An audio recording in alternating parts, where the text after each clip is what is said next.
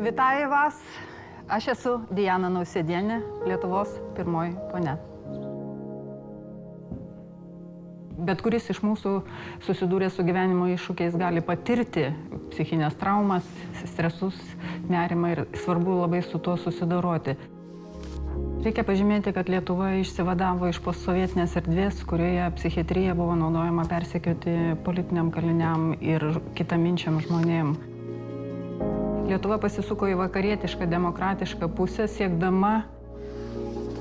Nepaprastai sunku kalbėti apie psichinę sveikatą karo Ukrainoje kontekste, nes iš tikrųjų žmogiškai labai sunku suprasti tai, kas vyksta ir labai sunku priimti tai, kas vyksta. Net 60% lietuvių jaučia nerimą, stresą dėl to, kas vyksta Ukrainoje. Aš norėčiau iš visos širdies padėkoti Ukrainos žmonėms, kurie gina Lietuvos ir visos žmonijos laisvę ir idealus. Lietuvos valstybė ir Lietuvos žmonės visa širdimi stovi kartu su Ukraina. Iki pergalės. Do peremohi.